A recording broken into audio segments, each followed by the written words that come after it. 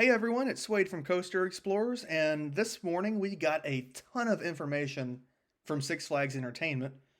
They addressed some of the rumors that have been going around about various ride closures. They actually announced some of their 2026 capital, which is really interesting. I didn't expect them to do that beyond Six Flags Great Adventure, which I'll get into that a little bit later. So I'm not going to beat around the bush here. I'm just going to go ahead and jump into it and just quickly go over some of the information that we got. Keep in mind, some of this could change just a little bit, and we don't actually have all the details of what's coming. A lot of it is going to be very vague. Probably won't know the full details until next summer when a coaster announcement and ride announcement season starts up. So without further ado, let's go ahead and jump into it. So like I said, I'm going to go ahead and jump in and do the parks first. They gave a whole list of parks that are going to be receiving new for 2026 capital. And the first one on the list is Carowinds, which will be introducing a record-breaking water ride. So this could be a few things. I think it's probably going to be the Super Flume that was on a survey they sent out earlier this year. If you haven't been to Carowinds, if you're not familiar, they don't actually have a water ride anymore in their dry park. They are getting a splash battle next year for their expanded kiddie area, but they still don't have like a full-scale, thrilling water ride. So I think there's a good chance it's going to be some type of record-breaking super flume, log flume. There's an off chance it could be some type of record-breaking water coaster, maybe from Mock Rides. I think they would have specified roller coaster, and you'll see that as we go down. Some parks do specify coaster. Either way, it's desperately needed. They need a water ride. They need something thrilling, that everyone can ride, not just families, not just thrill seekers. The only downside is Carowinds hasn't gotten a major coaster since Copperhead Strike in 2019. So at this point, we're looking at probably 2027 at the earliest, which is going to be 8 years for no major coaster for them, which Kings Island apparently is about to be in the same boat, which we'll get to that a little bit later. But for Carowinds, my money's on the Super Flume. The second park they mentioned was Canada's Wonderland, which I don't have a lot to talk about on this one, but they said they'll be getting a record-breaking water attraction, which is interesting because Carowinds used the phrase water ride. Wonderland is using the phrase water attraction. So I'm not really sure which way to go on this one. I don't think it'll be any type of water coaster. They're getting Alpenfury in 2025. Apparently Dragonfire, which is the park's arrow looper, has markings around it, so maybe a water ride replaces it, but I'm thinking this is going to be something for the water park. I don't really have anything to confirm or deny that. I guess we'll see which way it goes. Next up, we have Kings Island, which, gonna be honest, it's my home park. I'm a little bit biased, but Kings Island will be getting a new family thrill attraction. And for me, this is kind of disappointing because we got Orion in 2020. We got Soapbox Racers as a kind of filler coaster in 2024. So my money was all in on a Vortex replacement in 2026, but at this point, it looks like 2027, maybe 2028 at this point for a thrill coaster, which, I understand Kings Island is a very family-oriented park. They appeal to a lot of families, but a lot of people, even general public, have been wanting a Vortex replacement, so a little frustrating on Kings Island, but that's a topic for another video. I don't really know what to think, because my initial thought was this is going to be a family thrill coaster, maybe something like Revenge of the Mummy to go into the crypt building, maybe something like Big Bear Mountain somewhere in Rivertown would have been nice, but they just say family thrill attraction, so I'm assuming this is going to be some sort of flat ride or package of flat rides. Not really sure what to make of this. Maybe something family thrill for the crypt building. Maybe. I'm not really sure. We'll have to wait to get more information next year from Kings Island. Next up on their list, they put Knott's Berry Farm. Specifically, their Soak City will get a water park refresh and aesthetic enhancements. So what this tells me is probably no new ride for 2026 on either side of Knott's, just probably repainting some of their water slides, doing some maintenance, maybe refreshing some of the restrooms, restaurants, maybe some of the pathways, maybe even the parking lot. I've heard the parking lot is not in the best shape. So, good news for Knott. I know their water park is very popular, especially with the Los Angeles heat. So, good for them. Next up, we have Six Flags Magic Mountain, and this one is very intriguing. And I'm not going to go into a lot of detail because I think this warrants a whole separate video, but they will be getting a first of its kind coaster in North America. So, first of all, I'm very excited to see this. Really want to know what it is.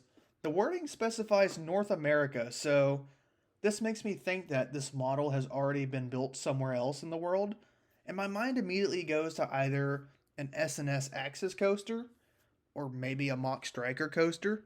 I assume it's going in the big area where they had the theater that they cleared out this past year. Not really sure which direction this could go. I think whatever it's going to be is going to be really good. I recall seeing previous rumors for like some type of Intamin inverted coaster or like a Vekoma inverted motorbike maybe. I don't remember. Don't know if it was a legitimate blueprint that was leaked, but either way, I love seeing Magic Mountain getting something new, and hopefully that Six Flags innovation piece that they highlighted with the merger starts to show itself with Magic Mountain. All right, so we've got Six Flags Great America, which this one is pretty self-explanatory. It's going to be their 50th anniversary in 2026, and they're getting a new kids area. That's exciting news for the family. When I went there to ride Sprocket Rockets my first visit, their kids area did seem a little lackluster. You know, maybe they pull out the go-karts and make that area, including Big Dipper, a new kids area or an expansion. It's going to be small enhancements, but I think it'll be good.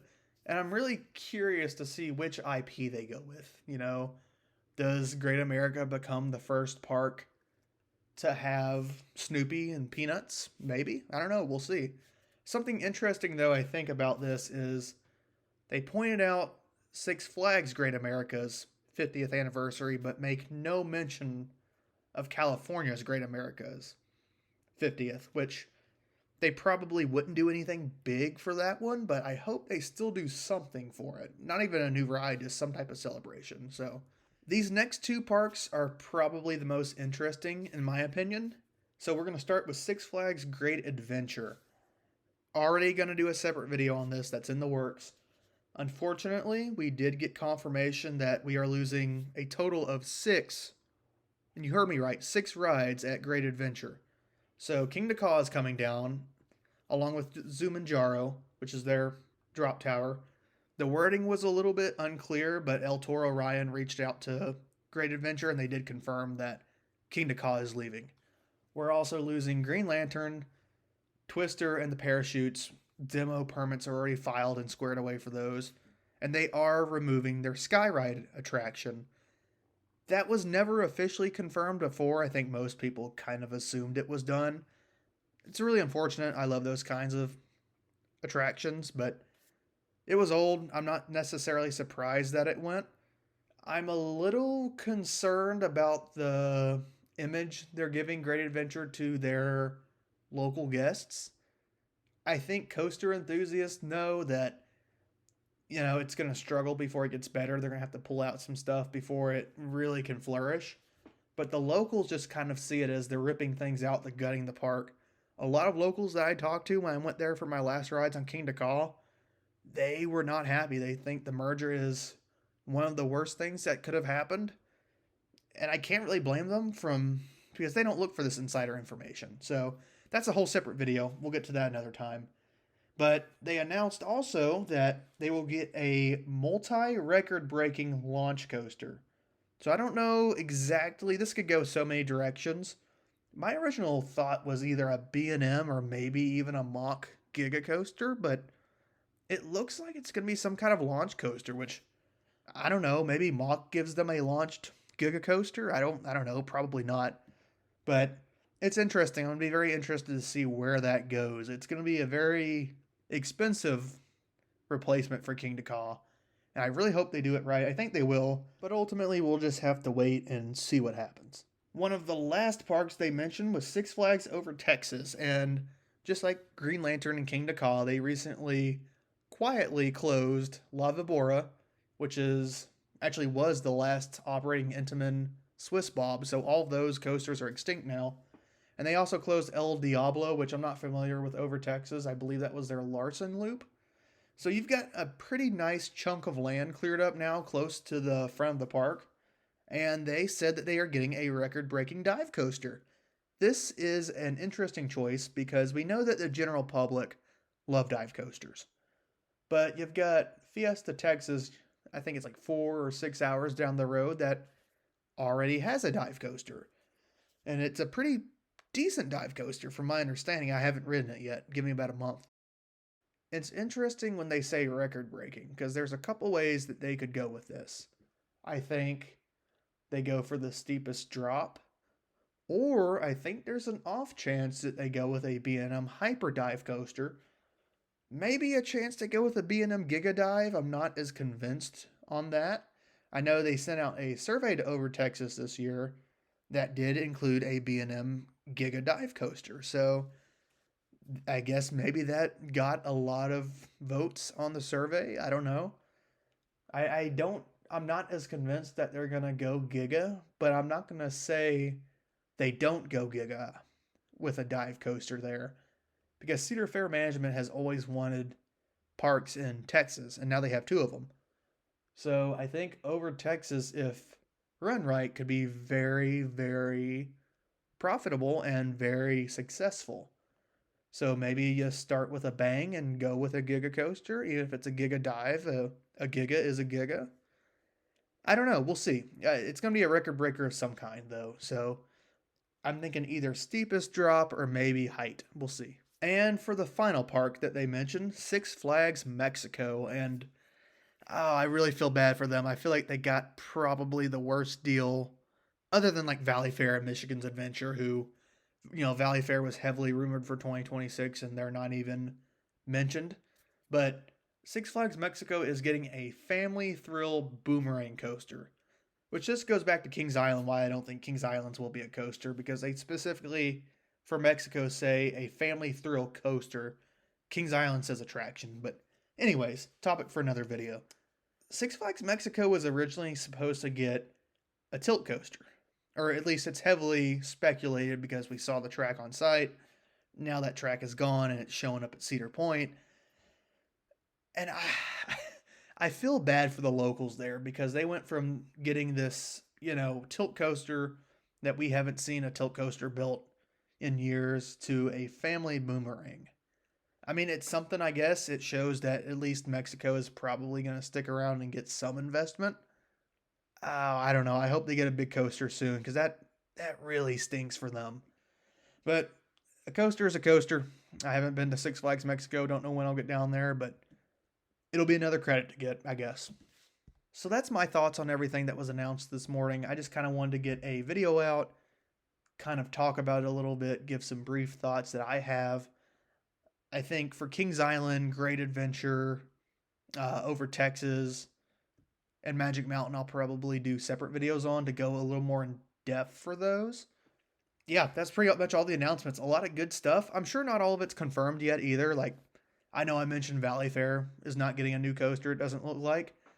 They said they're going to be spending $1 billion over the next 2 years, 2025 and 2026. So that $1 billion is not accounted for. So parks like Valley Fair or St. Louis or Six Flags America could get coasters. Probably not big coasters, but they could get something. A $10, $15 million thrill coaster, small scale, would be something for them. One last thing I do want to touch on is Six Flags stated that they will be spending $80 million or more going into food and drink upgrades, which I think is awesome. The Six Flags food is very mixed. I've had some good food at Great America, Great Adventure, and Magic Mountain. But at those same parks, I've had food that was pretty lackluster. With that, what do you guys think of all the announcements and all the information we got this morning? I think the biggest blow was King Dakar. Again, that's a whole other topic for another video. But yeah, hopefully exciting few years. Hopefully we get a few more announcements. But yeah, we'll see how things play out. So thank you guys so much for watching. Be sure to leave a like, subscribe if you want to see more content like this. Yeah, give us your thoughts below, and we will see you guys in the next video.